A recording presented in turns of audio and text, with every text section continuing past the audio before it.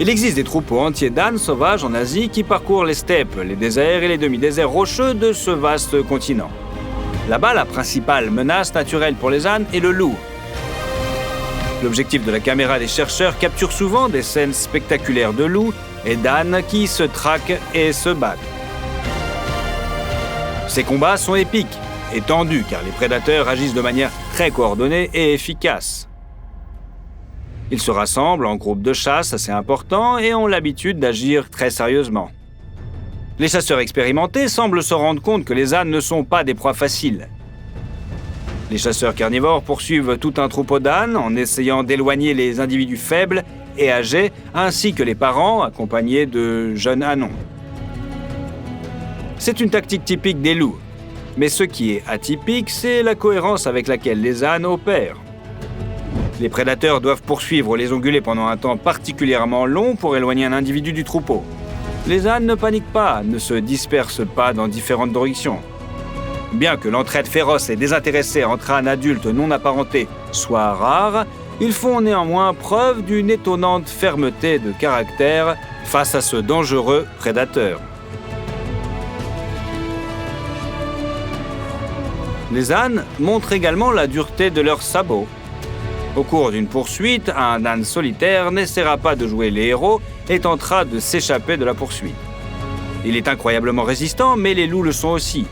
Lorsque l'âne trébuche et tombe, les prédateurs utilisent immédiatement la situation à leur avantage et se jettent sur la victime.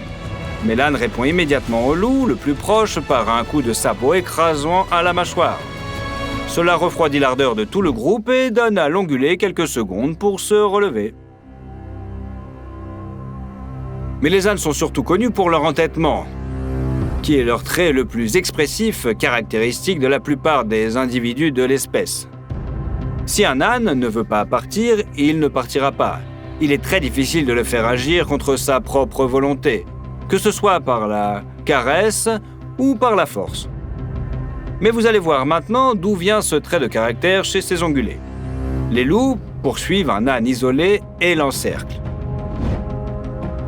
Les prédateurs constatent qu'il est difficile d'attaquer un tel adversaire. Il réagit rapidement à chaque mouvement. Son corps est fort et musclé. Mais l'un des loups s'élance résolument vers l'avant, s'approche de l'âne et se jette à sa gorge. Le coup est parfaitement synchronisé. Le loup a visé juste et a saisi sa proie par le cou avec ses puissantes mâchoires, juste sous la mâchoire inférieure de l'âne. Il ne s'agit pas d'un choix aléatoire de l'endroit où attaquer. Le loup a frappé précisément au niveau de la trachée. Le cou de l'âne est très musclé et c'est probablement la seule partie vraiment vulnérable. L'ongulé s'est immédiatement effondré au sol et les loups ont cerclé la victime. Le loup, qui avait porté le coup, a encore serré les mâchoires pour étrangler sa proie. L'âne ne semblait pas avoir la moindre chance de survivre dans un tel désastre. L'évolution est clairement contre lui. Le loup le plus fort menace de lui écraser la trachée, les autres l'entourent de différents côtés et ne lui permettent pas de s'échapper. Le loup a relâché son emprise, estimant apparemment qu'il avait causé suffisamment de dégâts à sa victime. Les prédateurs célèbrent presque leur victoire, la victime semble impuissante, mais ce n'est pas le cas. Regardez comme l'âne respire profondément et fréquemment comme sa poitrine se soulève rapidement à chaque respiration. Sa trachée est intacte et sa volonté de survivre est également intacte. L'âne ne panique pas, il reprend des forces. Avec l'entêtement propre de son espèce, l'ongulé se lève instantanément dès qu'il se rend compte qu'il peut le faire. Bien sûr, l'âne a pris un risque, mais les loups l'ont sous-estimé et ne sont pas montés sur son dos à temps. L'ongulé est parvenu à se lever presque sans encombre, justement grâce à son incroyable entêtement. L'âne fit immédiatement quelques pas en avant, se libérant ainsi de l'encerclement. Les loups étaient un peu à la traîne. Ils étaient désemparés car ils ne s'attendaient pas à une telle résistance de la part d'un âne ordinaire. Finalement, ils reculèrent et se mirent en quête d'une proie plus facile, tandis que l'âne parvint à conserver sa vie et même à rester plus ou moins intact. Et ce loup a décidé de jouer au tir à la corde avec l'âne, et selon ses propres règles de prédateur. L'animal carnivore saisit l'âne par le museau et le fait reculer brusquement. Le loup veut tirer l'âne, le déséquilibrer, le forcer à baisser la tête et endommager les tissus mous de son museau. La prise sur les lèvres est la plus douloureuse car c'est l'une des rares parties sensibles du corps de l'ongulé. Mais malgré ces mauvaises conditions pour le début de l'affrontement, l'âne fait preuve, même ici, d'une incroyable obstination. Il résiste au loup et à la douleur. L'herbivore se dresse sur ses 4 pattes et ne cède pas. Grâce à sa musculature très dense et à son squelette plutôt lourd, l'âne pèse environ 3 fois plus lourd que le loup pour des dimensions relativement réduites. Même si ses crocs s'enfoncent dans son museau, l'âne utilise son avantage et refuse de se plier aux règles de son adversaire. Il pose ses sabots sur le sol et reste immobile. Cela dure un bon moment. Le loup ne peut pas faire descendre l'âne, il ne peut pas le priver de sa force. Les autres membres de la meute sont là, debout. Pourquoi croyez-vous qu'ils ne tentent pas d'attaquer l'âne par les pattes et la gorge? Ils ne sont pas sûrs de la victoire, ils ne veulent pas subir des coups de sabot désespérés? Ou bien est-ce qu'ils respectent ainsi leur proie? Donnez votre avis dans les commentaires, quoi qu'il en soit. La meute se lasse d'assister à cette scène et la plupart des loups s'en vont bientôt. Il ne reste plus qu'un, celui qui n'a pas réussi à abattre l'âne. L'excitation du chasseur est évidente. Le loup renonce à saisir sa victime par le museau et s'accroche à la gorge de l'ongulé. Cela n'impressionne pas l'âne, il a tenu bon à l'époque et il tiendra bon aujourd'hui. Son entêtement déconcerte le loup. Il réitère son attaque, mais il reçoit un coup de sabot dans la gueule.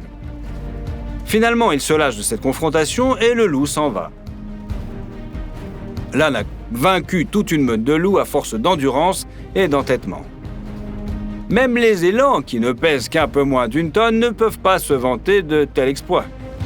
L'un des combats les plus intenses à impliquer un âne, il a été attaqué par un léopard des neiges, un chasseur très puissant et très fort. Bien que ce félin soit inférieur au léopard en taille, la puissance de sa morsure est très grande. La panthère des neiges se précipite sur l'ennemi à une vitesse incroyable et réussit à le saisir avec ses longs crocs, comprimant la trachée et le larynx. Pendant un moment, l'âne se contente de marcher. Il traîne la panthère des neiges derrière lui, comme s'il essayait de voir lequel des deux en aura marre le premier. En même temps, l'ongulé essaie de piétiner le corps du prédateur. Mais il faut reconnaître à la panthère des neiges que ce chasseur a de l'endurance. Son niveau d'endurance n'est peut-être pas assez élevé pour de longues poursuites, mais il est capable de serrer les mâchoires pendant très longtemps. Peu à peu, l'âne commence à manquer d'oxygène. Il étouffe et s'effondre. Est-ce que c'est fini? Bien sûr que non. La panthère des neiges ne se rend pas compte de ce à quoi elle a affaire. L'âne se repose. Après s'être allongé sur le sol pendant un certain temps, cette bête têtue se lève. Le prédateur tremble et il n'est pas prêt à cela. Le léopard relâche sa prise et manque aussitôt de recevoir un coup de sabot écrasant sa tête. Le chat se met à courir. Le serpent venimeux s'était approché trop près de l'âne. L'âne a pris peur et a décidé d'attaquer. Bien sûr, la toxine aurait pu arrêter le cœur de cet herbivore, mais il aurait fallu que le reptile morde l'âne pour y parvenir. La bête ne laisse pas au reptile l'occasion de le faire. Il saisit le serpent par le milieu du corps et le tire vers le haut. Le serpent est suspendu à la mâchoire de l'âne. Dans cette position, il ne peut pas se retourner et mordre le museau de l'âne. L'âne serre les mâchoires plus fort et brise la colonne vertébrale du serpent. Écrase ses organes internes et se débarrasse du reptile en quelques secondes, même sans abîmer sa peau. Avouez-le, vous ne vous attendiez pas à ce qu'un animal qui ait la réputation d'être un animal de compagnie inoffensif et têtu se révèle être un combattant aussi coriace, n'est-ce pas? Quel cas de victoire d'un âne sur son adversaire vous a le plus marqué? Répondez dans les commentaires et n'oubliez pas de vous abonner. Nous vous verrons plus souvent.